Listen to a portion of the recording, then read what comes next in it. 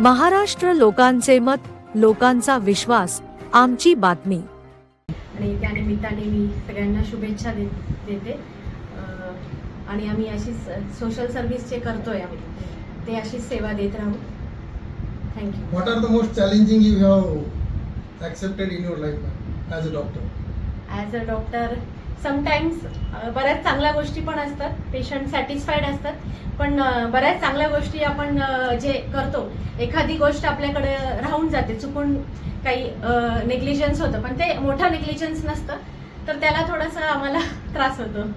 Patient लगेच बोलायला लागतात की आपण जेव्हा चांगलं करतो तेव्हा पेशंट सॅटिस्फाईड असतात, पण मग आपण एखादी जरी चूक केली तर थोडंसं ते हे करतात. What would you like to suggest for the new doctors? They should try emerging in medical field आणि सगळ्यांनी येण्याचा प्रयत्न करायला पाहिजे. मेडिकल फील्डवर म्हणजे नाराजी न राहता आपण सेवा कशी करू पेशंटची त्याच्यावर भर दिला पाहिजे. आजही ग्रामीण भागामध्ये वैद्यकीय सेवा पोहोचलेली नाही. लोकसंख्येच्या तुलनेमध्ये आजही डॉक्टरांची संख्या अपुरी आहे. याबद्दल आपल्याला काय वाटतं? मला असं वाटतं की इक्वल डिस्ट्रीब्युशन व्हायला पाहिजे डॉक्टरांचं आणि जास्तीत जास्त डॉक्टरांनी ग्रामीण भागात पण जायला हे करायला पाहिजे, इंटरेस्ट दाखवायला पाहिजे. डॉक्टरांची खूप समस्या आहे आणि शासन त्याकडे दुर्लक्ष करते. हो, बऱ्याच वेळा असं होतं की डॉक्टरांवर पेशंट्स मारहाणी करतात आणि डॉक्टर्सला इझी टार्गेट करतात. तर ते पेशंटने थोडं हे केलं पाहिजे नातेवाईकांनी, एस्पेशली डॉक्टर काही देव नाही आहेत. डॉक्टर पण आपले मेडिकल रिसर्च आणि आपले हे जे नॉलेज आहे त्याच्यावरच पेशंटला ट्रीट करतात. तर असं नाही की डॉक्टर 100% ते तर त्यांच्यातर्फे करतातच आहे, पण असं नाही की सक्सेस त्याच्यात येईलच असं. आणि डेथ हे इनएव्हिटेबल आहे. मग काही गोष्टी डॉक्टरांच्या पण हाताबाहेर आहेत, तर त्याच्यामुळे डॉक्टर प्रयत्न करतातच. काय समजून डॉक्टरला तेच की आपण जास्तीत जास्त चांगली सर्व्हिस पेशंटला देत राहू. आणि थँक्यू सो मच.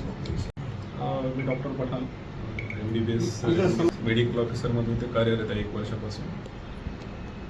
आज डॉक्टर डे आहे सर, या निमित्ताने काय सांगाल तुम्ही आज?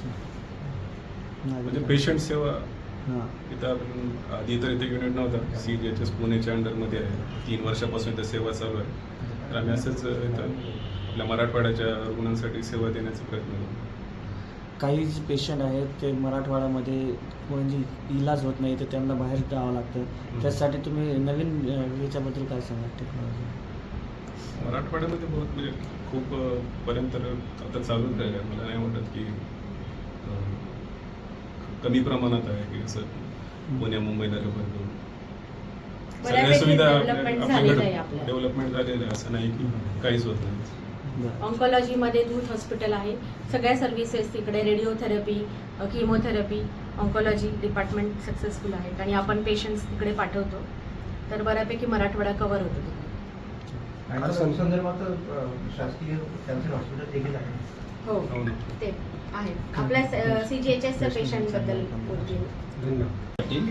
CGHS छत्रपती संभाजीनगर येथे आयुर्वेदिक युनिट इंचार्ज आहे. तर आपल्या इथे आता नवीनच आयुर्वेदिक युनिट 4-5 महिन्यापासून सुरू झालेलं आहे. मराठवाड्यातलं हे पहिलंच युनिट आहे आयुर्वेदिक युनिट CGHS मधलं.